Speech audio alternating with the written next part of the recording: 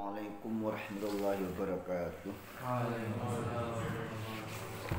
Bismillah, alhamdulillah, wassalatu wassalamu ala rasulillah, wa la hawla wa la quwwata illa billah, amma ba'd. Sekarang kita hadis yang ke-13 ya. Hadisnya pendek, sekali dengar langsung hafal. Nek cepet hafal, nek lama ya wassalam.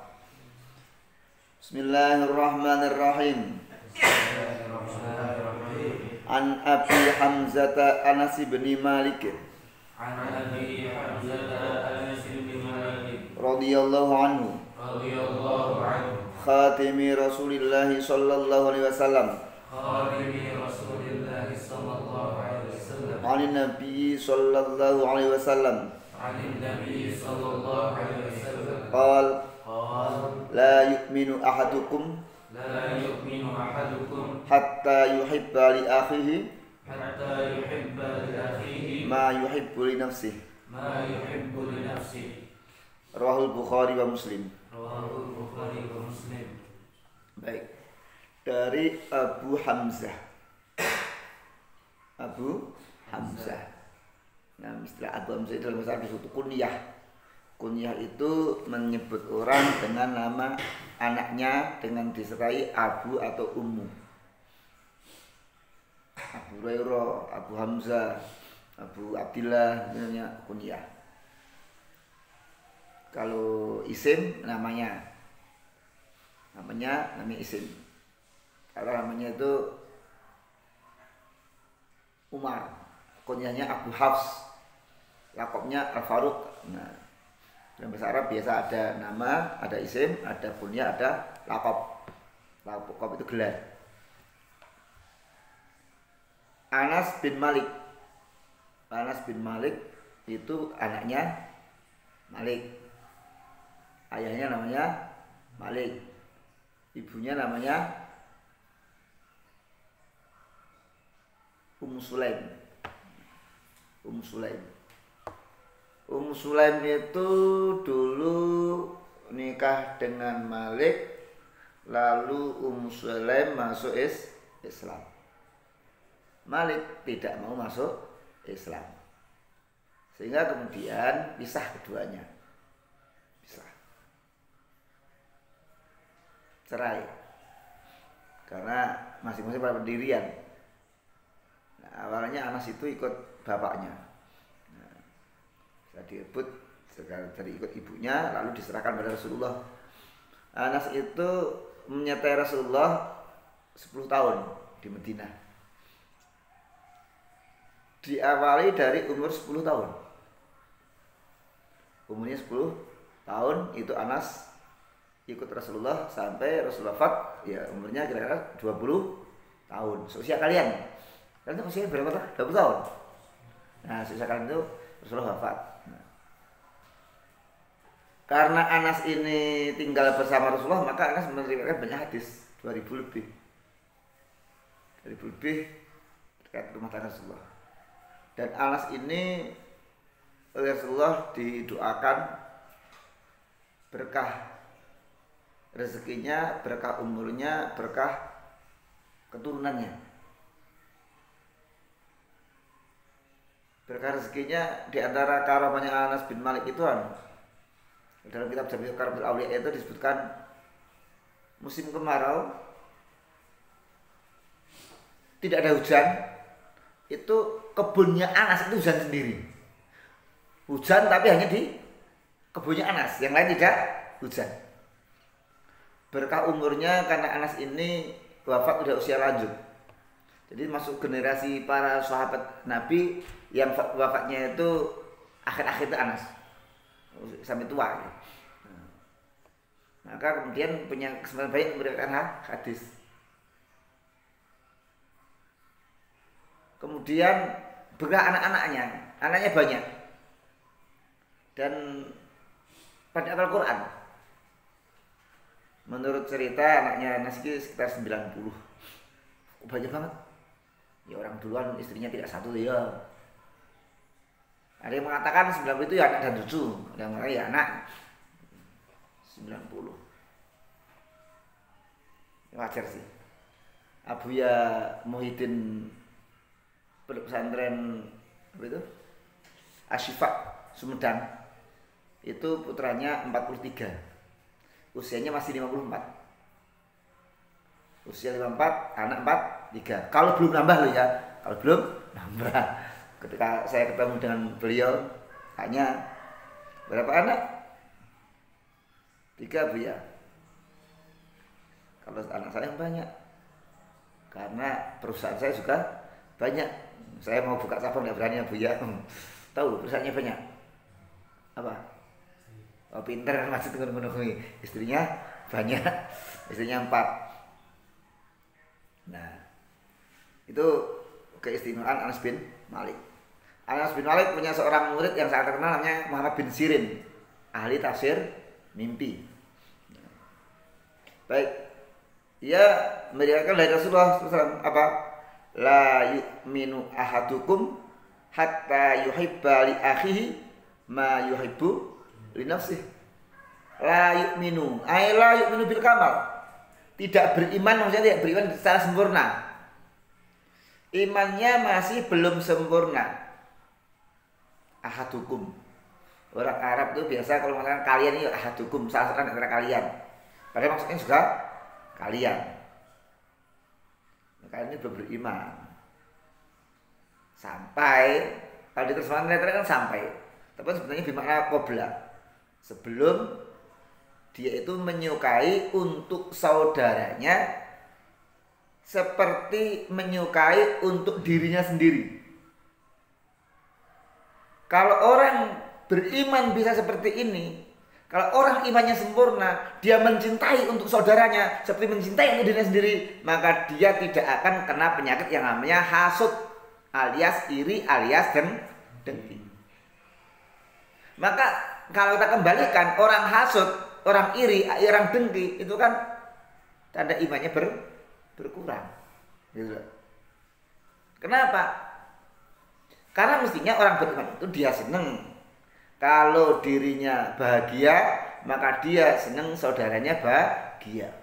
Kalau dirinya kaya, maka dia seneng kalau saudaranya kaya.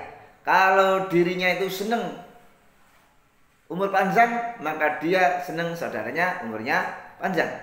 Kalau dirinya seneng punya istri solihah, maka dia seneng saudaranya punya istri solihah. Kalau dia seneng punya istri cantik, maka dia seneng saudaranya punya istri cantik. Itu. Kalau dia seneng punya jabatan, maka dia seneng kalau saudaranya punya jabatan. Kalau begitu, tidak ada iri, tidak ada dengki. Dengki itu diawali kenapa? Dia tidak seneng ketika saudaranya mendapatkan apa yang tidak dia dapatkan.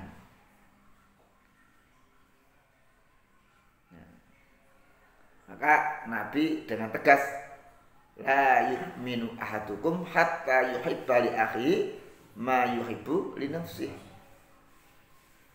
Ini umumnya ukhuwah, umumnya persaudaraan, bukan kata li akhihi itu bukan sekedar akhun li abawain, bukan sekedar saudara sebapak, saudara seibu.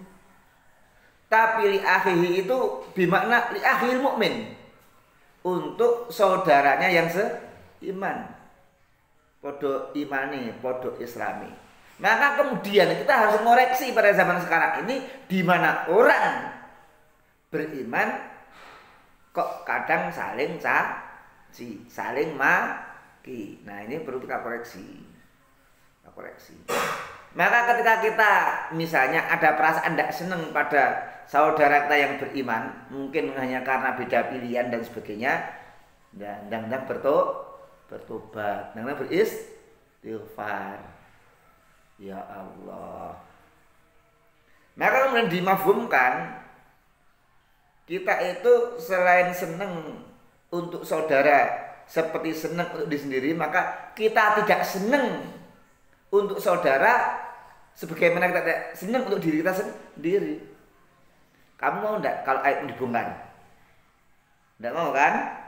Maka jangan bongkar aib orang lain. Kamu senang enggak kalau kamu dicaci maki orang? Tidak senang kan? Maka kamu jangan mencaci maki orang lain. Nah, ini mafhumnya. Nah, dan sekarang masalah persaudaraan, masalah ukhuwah itu kan tipis.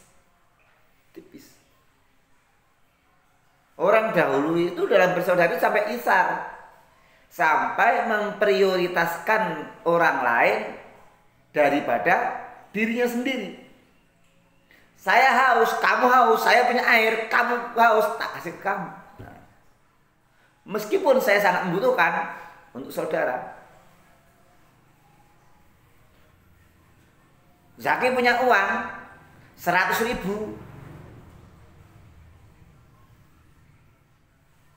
Masjid butuh uang, Zaki juga butuh uang. Bro, ada uang enggak? Ada. Mau apa? Ini aku mau butuh berapa? 80. Siap. Di 100 dijolke, yang 80 kasih ke masjid. Itu namanya isar. Belum ngalah. Sekarang kok isar? Sekarang menolong aja sering sulit. Maka kemudian dalam ukhuwah itu baru satu ta'aruf. Ta'aruf itu apa? Saling kenal, saling ngerti. Aku kenal siapa engkau, engkau kenal siapa aku. Kenal itu ya untuk komplit loh. Secara finansial bagaimana, secara ini gimana.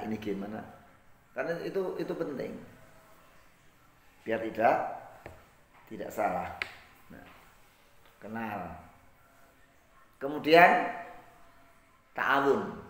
Saling bantu, wa ta'awanu 'alal birri wat taqwa wa la ta'awanu 'alal itsmi wal 'udwan.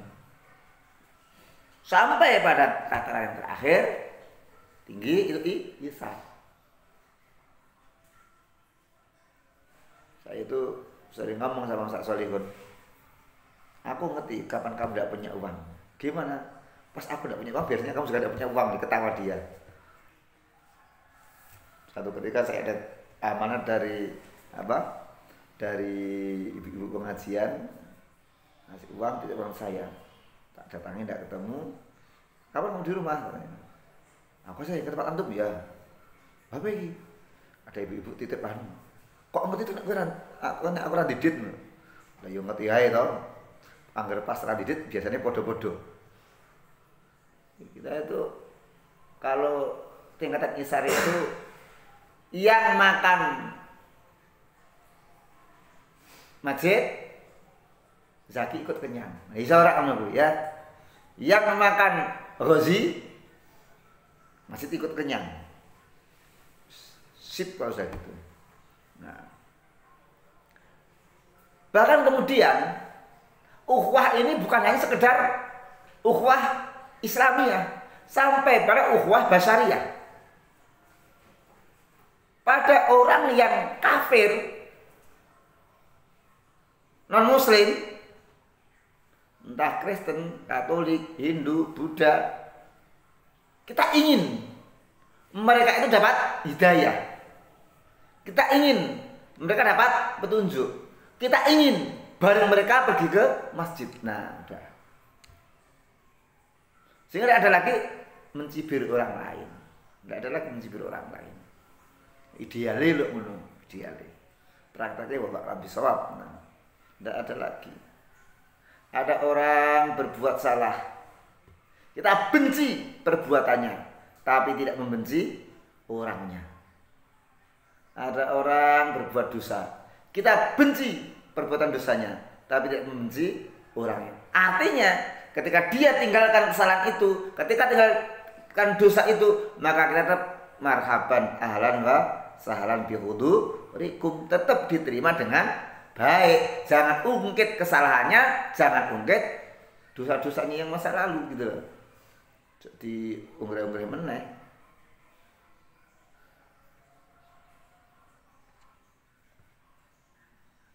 Karena itu kemudian mendoakan orang kafir agar dapat hidayah itu dianjurkan. Nek si urip lho ya nikmati jo, nikmati. Mati Allahumma firli Matius, jangan. Tapi ketika masih hidup, Allahumma di qaumi fa innahum la ya'lamun. Dene kowe pas petuk kancamu ngono wae tok dongake. Kowe saling doakan ya, ya. Allahumma dihi. Ya Allah berilah dia petunjuk. Dungane basa Arab kowe kono seneng. Ra nek dongake mlebu Islam. Aku sering dulu diundang orang untuk doakan perusahaannya. Perusahaan ini yang ada yang Islam, ada yang tidak Islam. Kebetulan direkturnya tidak ownernya tidak Islam.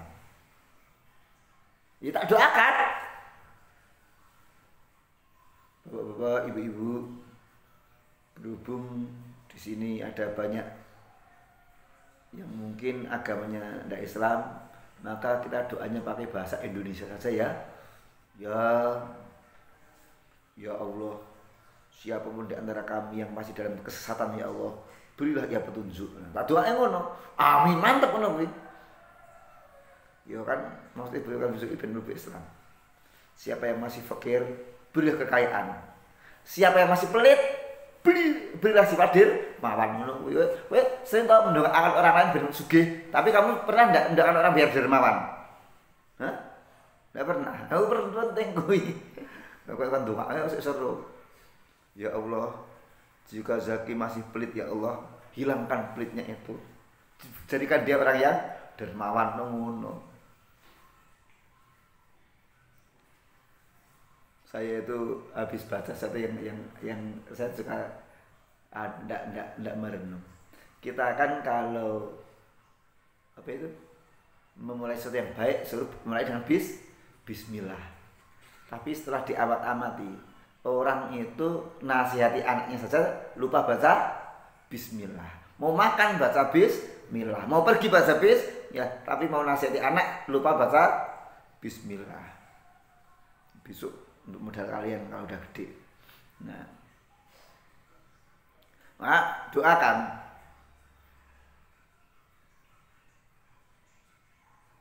Nah, kalau apa sih sebenarnya mahabbah itu? La yuhibbu. Cinta itu apa sih?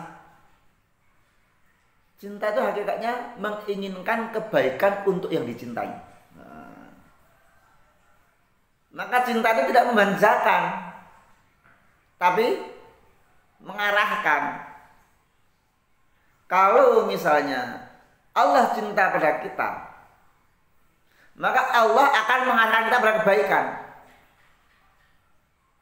Demikian pula kalau kita cinta pada orang gitu, maka tidak boleh itu jadi mudahin, penjilat, ABS asal bapak senang, tidak boleh.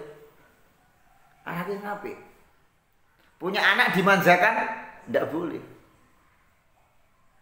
Kalau manjakannya melampaui batas, artinya anak minta yang haram-haram dikasih, tidak boleh. Punya istri dimanjakan juga tidak boleh. Kalau memanjakannya sampai melampaui batas, haram-haram tidak boleh. Maka kemudian kalau kalian rajin sholat, kok ternyata rezekinya masih pas-pasan, itu pandang saja itu bentuk cinta Allah. Karena barangkali kalau terus kaya lupa sholat. Kalau kalian rajin sholat, rajin ngaji, rajin baca Quran, kok rezeki kalian melonjak, menaik, ya alhamdulillah. Berarti kalian mendapatkan banyak manfaat. Ora gampang kecewa. Kalau kalian malas sholat, malas ngaji, malas baca Quran, malas zikir, tapi kok rezeki kalian lancar, innalillah. Kenapa? Itu istidraj. Boleh jadi tidak baik.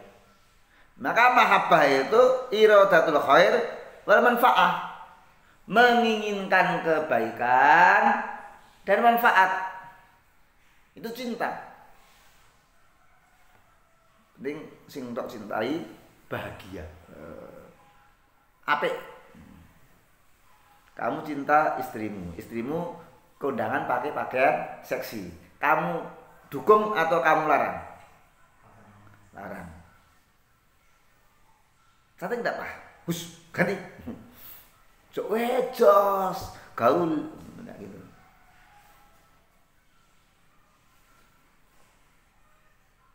Maka kemudian kita arahkan pada orang yang kita cintai, pokoknya kudu apik. Punya anak, kasih yang terbaik untuk anak. Didik anak yang baik.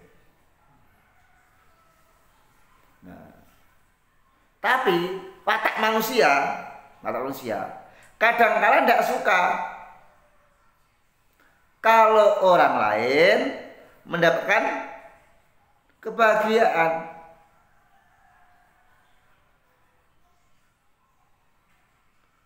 Watak manusia begitu, punya iri.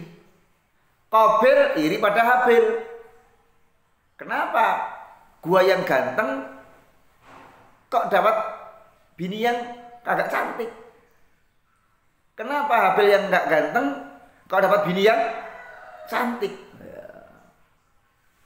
Masjid, nek misale Ghazi punya istri cantik, kamu iri ndak? Ndak. Tenang. Lah kalau kebetulan istrinya Ghazi itu wanita yang kamu taksir. Oh, aku yang ta'arufan, mengapa dia yang terima pinangan? Ini ada watak manusia kan ada dengkinya. Ini yang harus kita hilangkan. Saudara Nabi Yusuf 11, ikut yang 10 dulu dengki semua, yang enggak cuma satu. Kenapa? Karena Nabi Yusuf itu orangnya ganteng, disayang ayahnya, ya 10 saudaranya iri. Sampai akhirnya konspirasi untuk menyirnakan Nabi Yusuf. Pokoknya jangan nanti disalam bapak. Gimana, bunuh aja? Jangan, kita buang aja di hutan.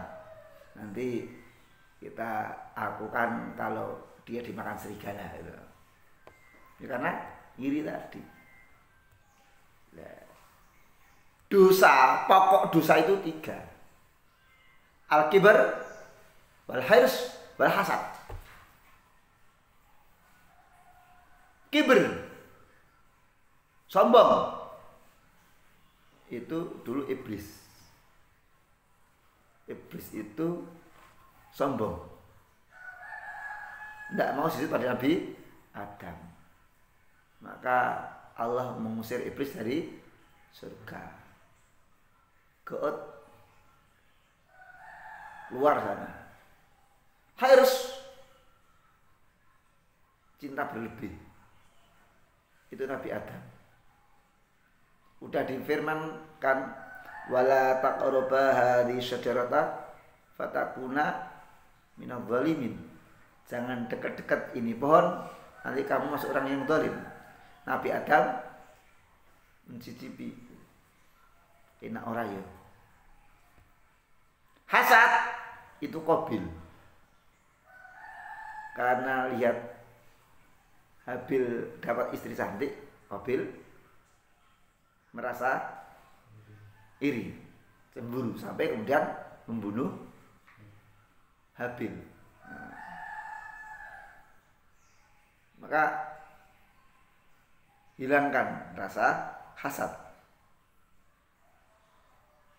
Maka orang yang tidak ingin saudaranya dapat kenikmatan, itu masuk dengki. Dia senang saudaranya susah, itu masuk dengki. Jangan sampai itu ada pada hati kita. Tapi kadang-kadang muncul gitu.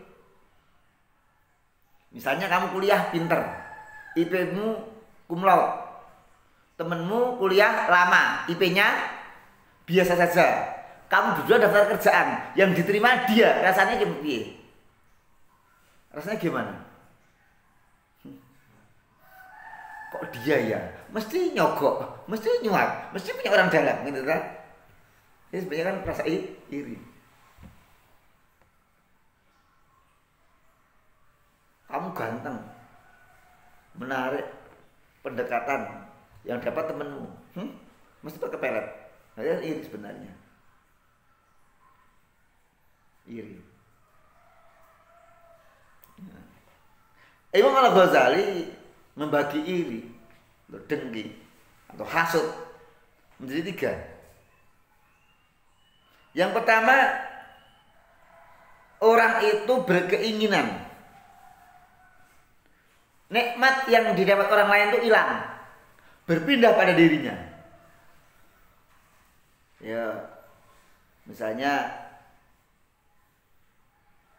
pembukaan pegawai negeri, ingin yang dapat bukan dia, tapi pindah ke saya. Moga-moga diralat keputusannya. Atau mungkin kamu lihat temanmu punya istri cantik, moga-moga cerai, pindah ke saya. Itu hanya hasud tataran pertama.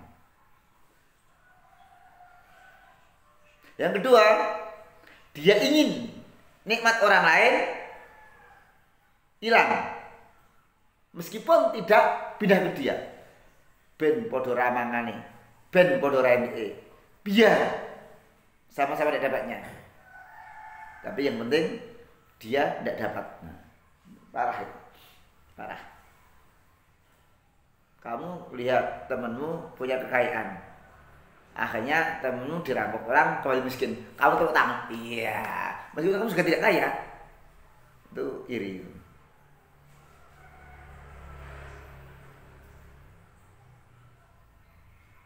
Yang ketiga, meskipun orang tidak ingin nikmat orang lain itu hilang, tapi dia tidak suka kalau orang lain memberi dia, baik itu nasib baiknya, baik itu kedudukannya, maupun yang lain.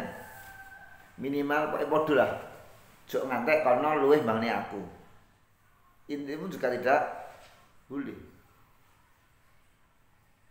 Ahum yaqasimuna rahmat rabbik, nahnu qasamna bainahum ma'isyatahum fil hayatid dunya wa rafa'na ba'dahum fawqa ba'din darajat wa rafa'na ba'dahum fawqa ba'din darajatil yattakhidha ba'dahum ba'dan sukhriya wa rahmatu rabbika khairum mimma yajma'un.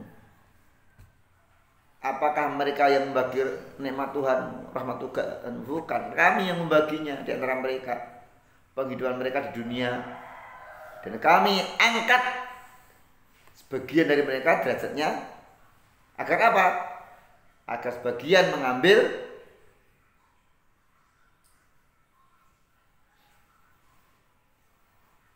pelajaran. Dan rahmat Tuhanmu lebih baik daripada apa yang kalian kumpulkan. Nah, maka kemudian kita harus meyakini, menyadari bahwa rezeki itu qismah. Qismah itu apa? Pembagian Allah. Qismah itu pembagian dari Allah, bukan semata-mata kerjamu, bukan semata-mata usahamu. Sekarang nasibmu sama, santri dia, santri dia, santri dia, santri dia, santri dia, santri dia, santri dia, sama. Tapi 10 tahun lagi kalian beda-beda loh. Sekarang kalian sama, esok kudu kajian, nek orang aku diabsen, sama. Habis kajian kuliah, sama. Tapi besok ada yang BUMN, ada yang PNS, ada yang wira swasta, ada yang besok beda-beda. Mungkin sekarang kalian menaksir akhwat yang sama, tapi besok dua-duanya tidak mendapatkan. Bisa-bisa aja. Ada yang dapat istri antar provinsi, ada yang antar kabupaten, ada yang antar kecamatan, yang antar kelurahan, yang antar RT, ada yang tetangga sebelah gitu loh. Ya Allah baginya gitu. Mungkin besok IP-mu yang tinggi itu tidak sebesar penghasilannya dengan IP-nya yang bawah. Saya itu punya teman, dulu sekolah itu selalu juara, always. Di SD loh, di SD itu selalu juara. SMP negeri, SMA negeri, kuliah UGM, tapi tidak selesai.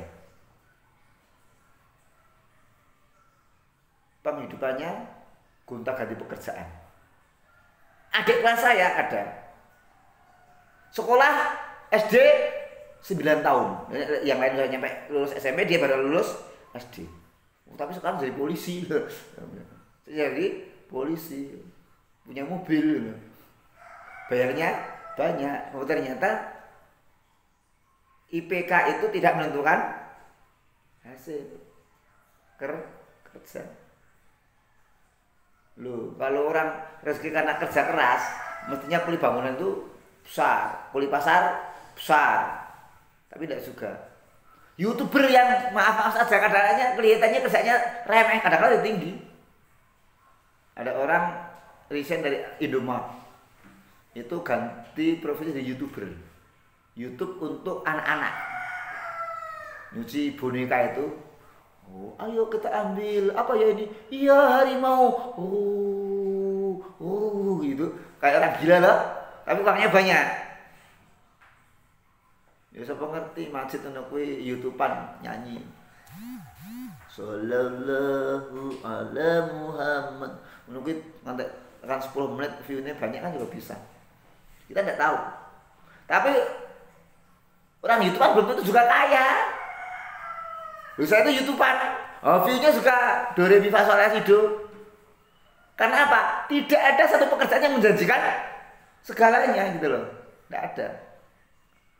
YouTubean jadi kaya ada, YouTubean tidak dapat apa-apa juga ada, petani jadi kaya ada, petani pas-pasan juga ada, presiden jadi kaya ada, presiden tidak kaya-kaya juga ada. Gus Dur itu presiden, tapi kadang-kadang uang 1 juta aja pinjam anaknya, tidak punya uang dia.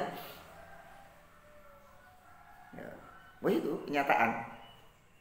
Jadi, rezeki itu kismah, pembagian. Apapun kerjaan kita, tidak ada janji 100%. MLM, wow, yang sampai bintang 1, apalagi naik lagi, silver, gold, diamond, gitu, Melutiansi, wah, apalagi Forever Young, MW, apalagi yang ikut-ikut gitu loh. Pertama kan MW, terus apa Tiansi, Forever Young, Keling, nah Keling. Itu yang kemudian punya mobil bagus juga ada, yang prospek ngandani uang enggak laku-laku juga ada. Nah, rezeki itu kismah, pembagian dari Allah. Tapi kalian tetap harus berusaha. Hasilnya Allah yang kasih. Kalau di Indonesia itu biasanya orang pintar itu ditandai dengan pintar matematika sama IPA. Betul apa enggak? Iya toh? Ada temen pintar matematika, pintar IPA, lulus kuliah. Maaf ini kita ngomong rezeki lah, bukan ngomong harta ya. Jadi guru honorer sebulan 1 juta sampai 1.500.000. Kalau dulu anggapin pintar. Teman yang matematikanya jeblok, IPA-nya jeblok, kerjaannya gambar, mewarnai, jadi pelukis, kaya. Mungkin apa enggak? Mungkin. Teman, IPA-nya jeblok, matematikanya jeblok, sering dihukum, suruh nyanyi, ternyata jadi YouTuber nyanyi, kaya. Mungkin apa enggak? Mungkin. Mike Tyson, sekolahnya jeblok, kerjanya berantem, jadi petinju, kaya. Mungkin apa enggak? Mungkin. Jadi ini pembagian Allah. Kita jangan iri, biasa aja. Kalau iri-irian habis. Saya itu orang yang profesinya banyak. Penulis, saya penulis. Tapi saya tidak bisa seperti Habibur Rahman Asyirazi. Saya tidak bisa seperti Andrea Hirata, tidak bisa seperti Terelie, tidak bisa seperti Asma Nadia, tidak bisa seperti Helvitiana Rosa, tidak bisa seperti Mirawi, Kopinggo, Samin Tarja.